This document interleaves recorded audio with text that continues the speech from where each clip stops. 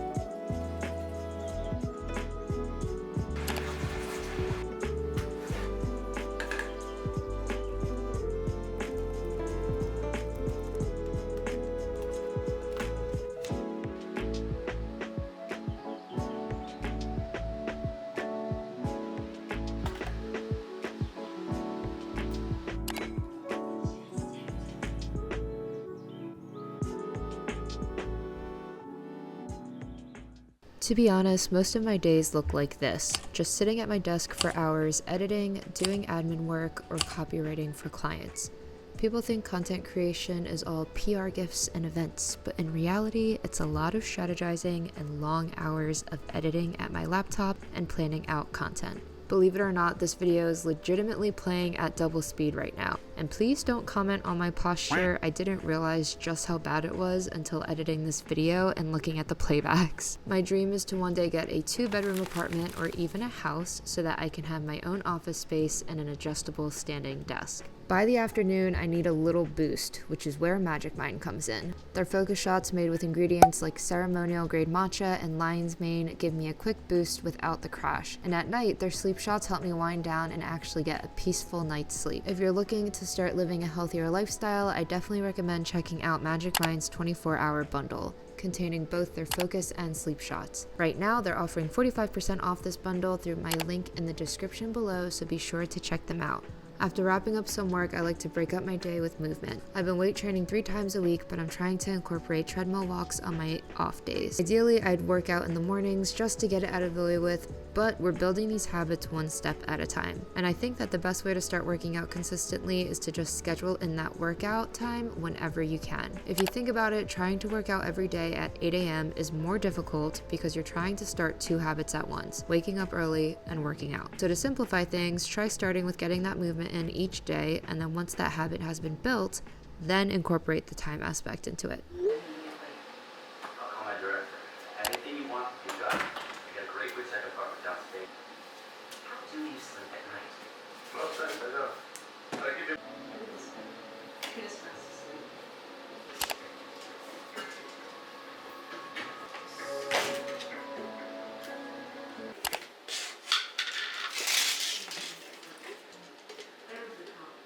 Investigation into your action.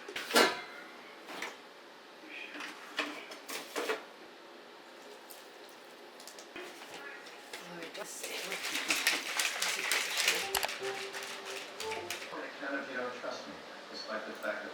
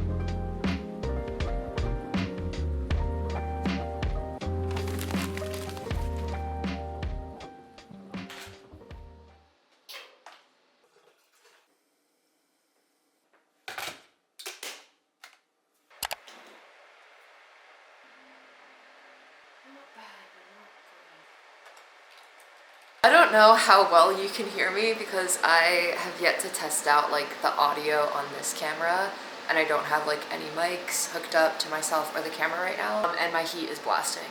So we're just gonna go with it. Just submit it in a brand sponsorship videos, and I have just been like working so hard all week, like 8+ hour days, just all like editing and admin work. And after I submitted in the brand submission, I sat on this couch because I was so tired and just laid here for like 10 minutes, and then my watch buzzed and I have a client meeting that I need to take. But it is almost 12:30, I haven't eaten yet, and I haven't drank my coffee yet. So we're gonna take this meeting, like I'm gonna listen in on it, and as I listen in, I'm going to make myself food and just eat, because I'm at that point in the day where I just need energy.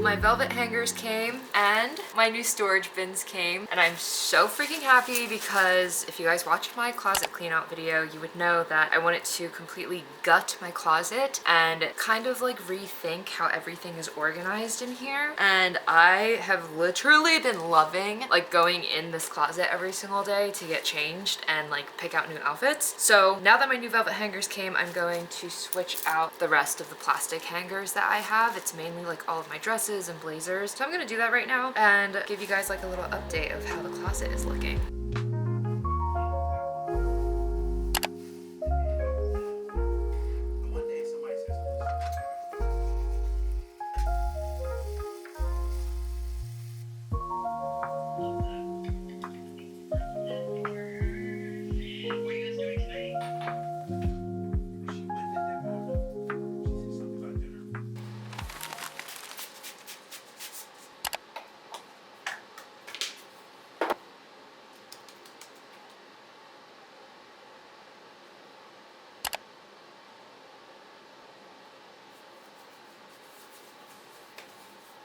Did I lay in bed until 12 p.m.? Yes. Am I wearing the same clothes that I wore yesterday? Also yes.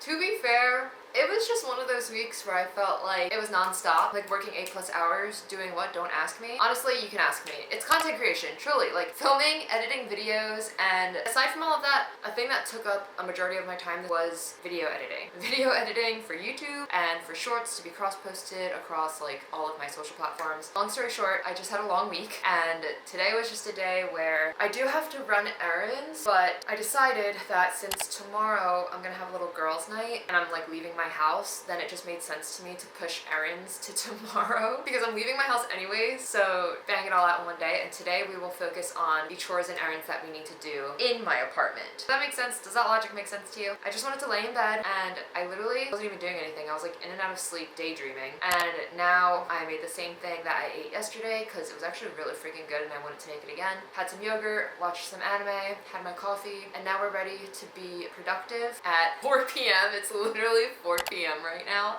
But guys, I'm having a slow Saturday. I'm still getting stuff done, but it's a slow Saturday and that's fine, that's fine. I need to like keep telling myself that it's okay to like take things a bit slower on the weekends because my mind is always just like, go, go, go, go, go, go, go. Why aren't you moving fast enough? And I just needed the slow morning and afternoon. I just needed it. We are going to finalize this closet organization. I'm going to show you guys what the updated velvet hangers look like. And then, pro tip, before you finalize your closet clean out, make sure you do your freaking laundry. I like run the laundry and then my fiance folds the laundry and he folded like the new load and I realized that I had more hoodies and more tops to put away. So now I have to kind of reorganize my new bins that I got and figure out how to fit this in my closet. So, let's go. To finalize this closet clean out, I reorganized all of my hoodies and crew necks into the new bins that came in and switched all of the remaining plastic hangers with the new velvet hangers. Dan, of course, got to keep his plastic hangers, even though now that I'm looking at it, the velvet hangers really do save so much space, but I'm not going to force the velvet hangers on Dan. Down here, you can see where I keep all of our bath towels, my summer hats, and then also how the new bins look in my closet. I did have to keep one tub for all of the bulky hoodies and crew necks, but I honestly don't mind it because there's only around 6 to 7 bulky sweaters in there, so they're easily accessible and it's not like how I had it before where everything was smushed together. Here I'm just showing you in more detail how I organize all of my crew necks. So I have a bunch of crews that I like to wear when lounging around my apartment or as PJs. And then I also have holiday character crew necks that I wear on special occasions. And then for my second drawer, I have all of my hoodies organized. I've organized them by my gray hoodies, my Asian American Girl Club hoodies, and then my sentimental hoodies, i.e. all of my hoodies from school, and that includes grade school, high school, and college, or this one that I got while down the shore. These bins are also on wheels, so you could just wheel them out whenever you need something from either bin, and popping open the drawer versus digging through a tub makes all the difference.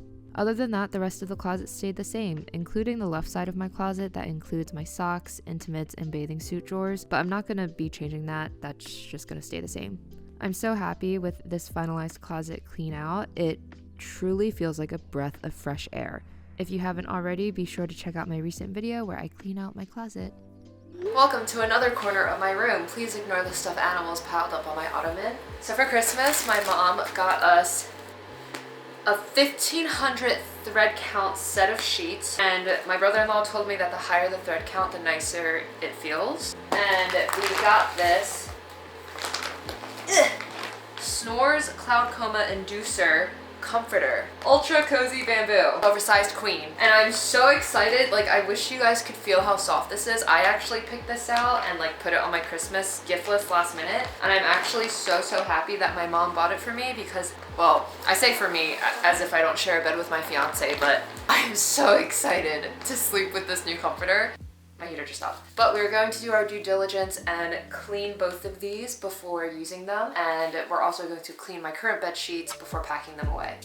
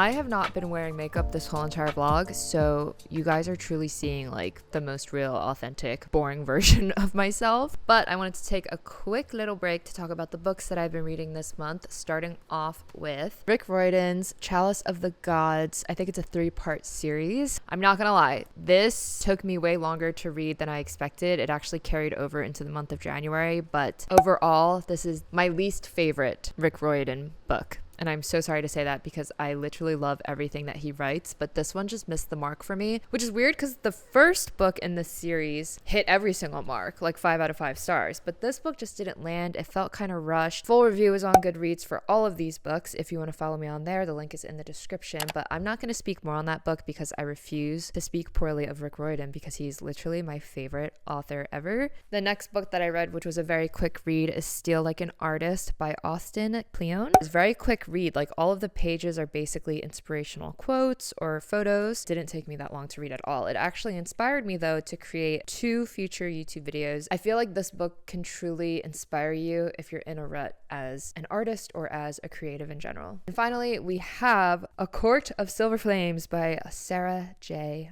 Maas, the final installment of the ACOTAR series. I finally finished it. If you guys have been following my vlogs since last year, you would know that I started the ACOTAR series, and this is what got me back into reading, guys. Like, did everyone read that one fantasy book that got them back into reading? Yeah, it was this series. Everything about it, 5 out of 5 stars. I wrote a lengthy review for this one on Goodreads because at that time I thought it was the final installment, but then I later learned that SJM is actually working on another book in the series. Thank goodness, because I really want the next book to be in Elaine and Azriel's perspective. And they were 2 of like my most favorite secondary characters. I did not care. I did not care for the Godfather.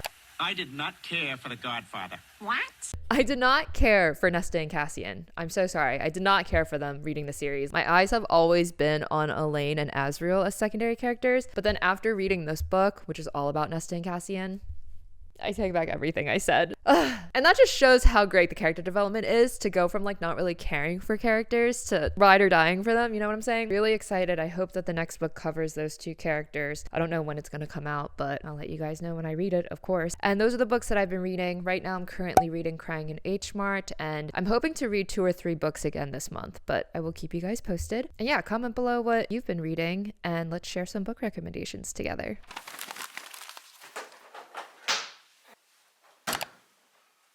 Website delish.com. Directions. 1. Step 1. Preheat oven to... This is the worst part. I'm sorry, little guy. I'm sorry. I have to do this so you don't explode. I'm a legend, Thanos.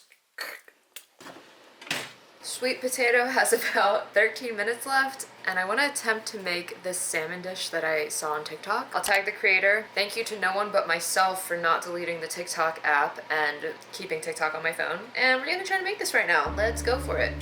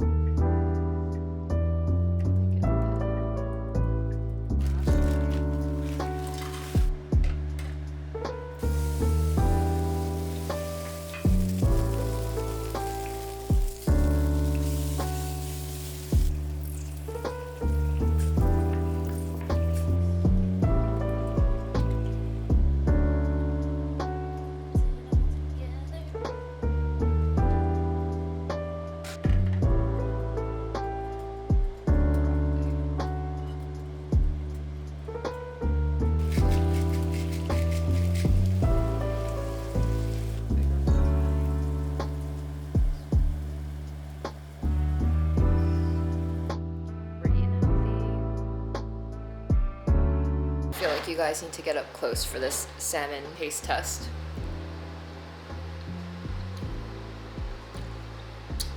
Okay. Oh my god.